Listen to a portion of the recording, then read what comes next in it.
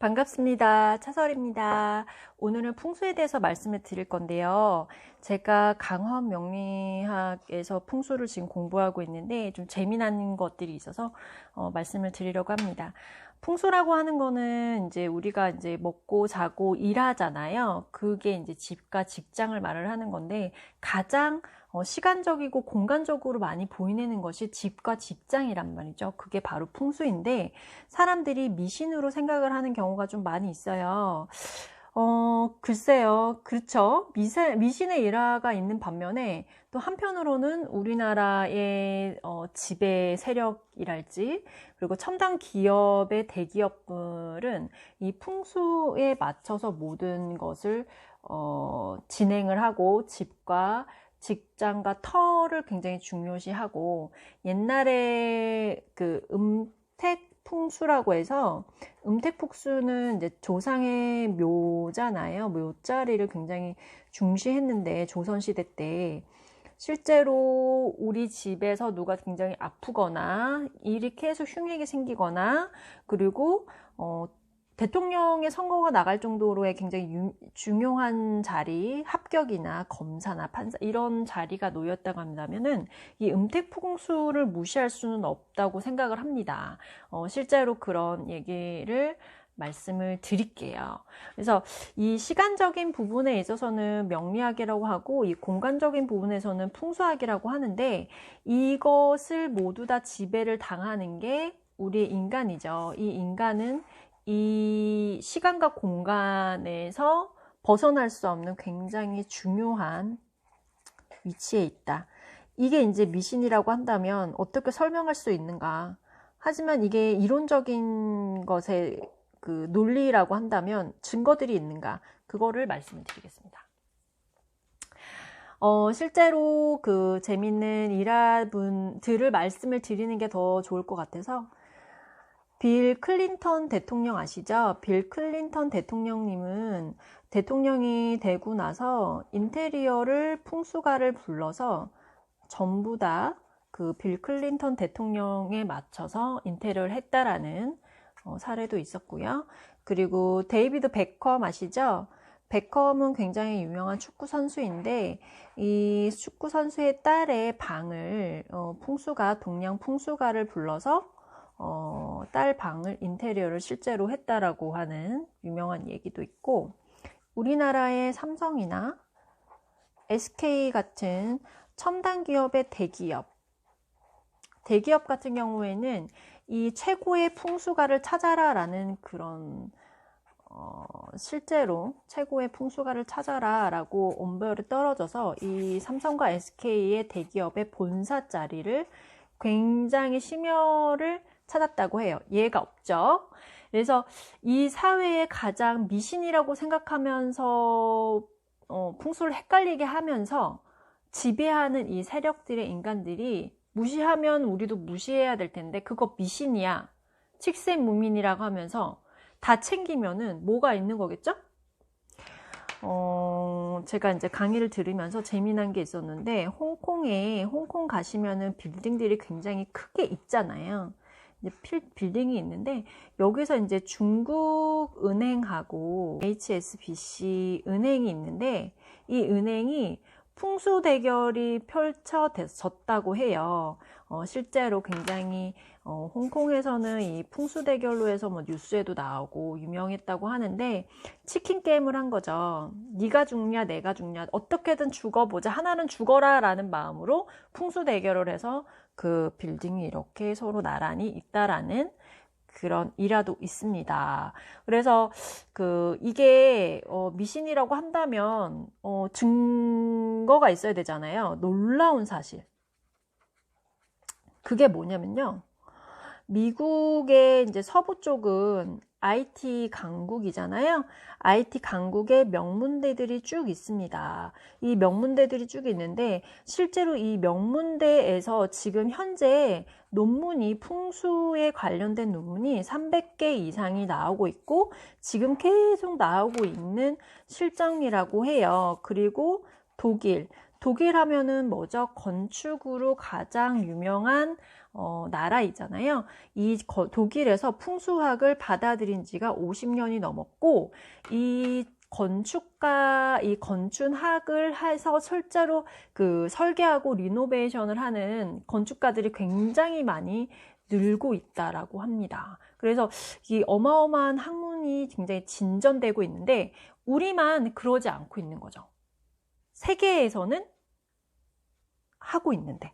그러면 어디까지 받아들여야 되냐? 이성의 범주 안에서 단순한 질문들이 나오는 거죠. 그래서 뭐 실제로 그런 부분이 있고, 재미난 거는 윤석열 와이프분이 명리학을 논문도 썼고요. 굉장히 명리학 공부를 많이 한 좀 똑똑하신 분이라고 하는데, 이분들이 명리학 쪽으로 좀 접근을 해서 지금 대선을 준비하고 있지 않나 생각이 들고요. 그리고 2019년도에 박정희 대통령 고 박정희 대통령님의 그 국립현충원의 그 묘소가 있으잖아요. 근데 여기에 이제 쇠말뚝을 박았다라는. 그리고 재미난 게 하나 더 있는데, 청와대가 되게 기가 센터라는 건 알고 계시나요? 이 뒤에 북악산이 있는데 이게 이제 바위산이에요.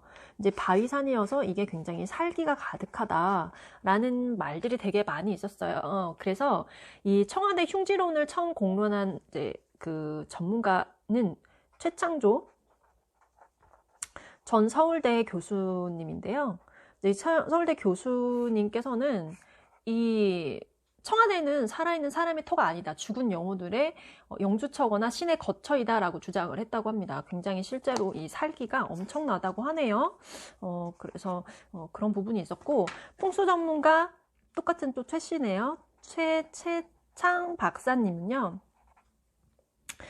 청와대 풍수 논쟁이라는 책에서 이렇게 말을 해요. 청와대는 기가 세다. 그를 누를 만한 기가 센 사람이 살아야 된다. 기가 굉장히 세서 그걸 눌러야 되는 사람이 살아야 된다고 해요.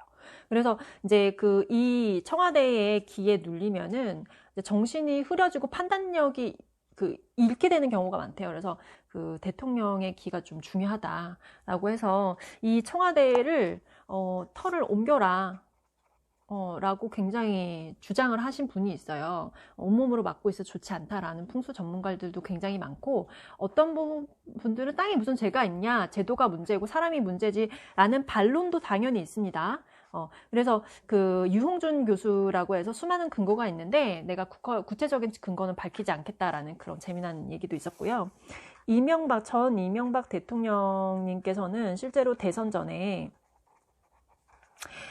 이제 사무실을 구하면서 굉장히 풍수지리에 이제 골머리를 앓았다고 해요. 그래서 원래는 이제 유력하게 이제 거론됐던 사무실은 이제 광화문에 가시면은 동화 면세점 아시죠? 그 사거리에 딱 서 있잖아요. 이 동화 면세점이 이제 1번이었다고 하는데, 이 1번의 그 건물이 풍수를 잘 아시는 분이 오른쪽 이 북한산의 오른쪽이어서 안 된다. 라고 해서 결국에는 이제 조계사 인근으로 해서 사무실을 이전을 했는데, 이 사무실을 잃어서 이제 뭐 대선이 되셨다라는 그런 일화가 있어요. 그래서 우리나라에서는 풍수지리는 이제 종교가 무엇이든 신앙 이상으로 영향을 미치는 것은 분명하다라고 굉장히 믿고 있다고 하십니다. 그리고 풍수지리 하면은 가장 유명한 고 김대중 대통령님이 있으신데요.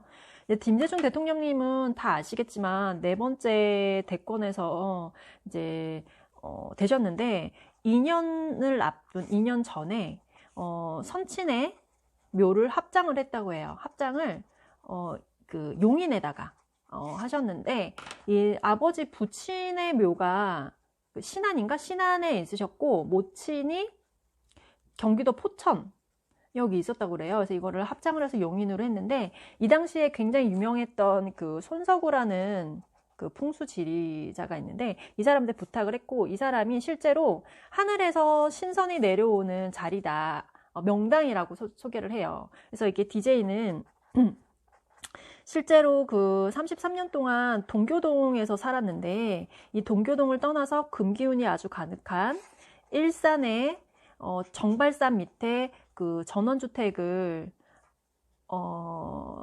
이사를 해서 대선에 되셨죠? 이게 이제 명예인데 실제로 이 금기운이 김대중 대통령님이 금기운이 사주상으로 명리학적으로 해석을 하면 부족했다고 합니다. 그래서 대권을 꿈꾸는 정치인들은 이렇게 조상묘를 이장하는 것에 관행이 되었고 이제 정치계에서는 이제 풍수 열풍이 굉장히 있었죠. 이해창 전 총재도 이런 이유로 이제 조상의 묘를 세 차례나 이제 이장을 했는데 잘 되지는 않으셨지만 하여튼 그런 부분이 있습니다. 그래서 좀 재밌죠. 그래서 이제 또 재미난 일화가 있는데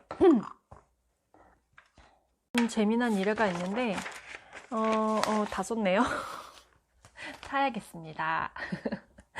어떤 청년이 있었대요. 이거는 제가 지어낸 얘기가 아니고요. 강원 명리학자의 강의에서 들었습니다. 그래서 이 청년분이 이제 부자 쪽 재벌 쪽에 있었던 30세 이하의 나이의 젊은 청년이었는데 아들이 계속 아팠대요. 그래서 병원도 가고 한의도 하고 굿도 하고 무덤도 하고 별의별 걸 다 했는데 안 되고 그래서 이제 주변 가족들한테 이제 거의 다 이제 부모가 이제 거의 탈진 상태인 거죠.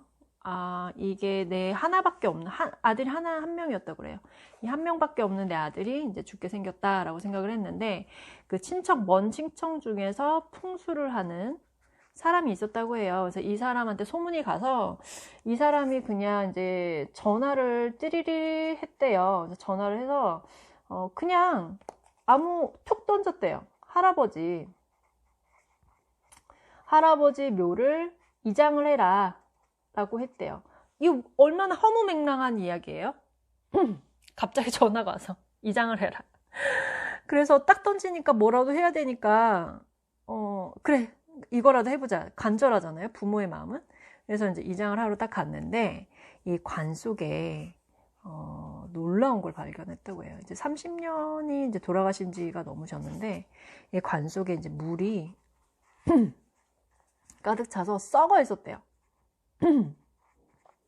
썩어 있어가지고 놀랬대요. 그래서 이분들이 전화를 했대요. 어떻게 해야 되냐? 그랬더니 그냥 이분이 하는 말이 그냥 화장을 해라. 화장을 해라.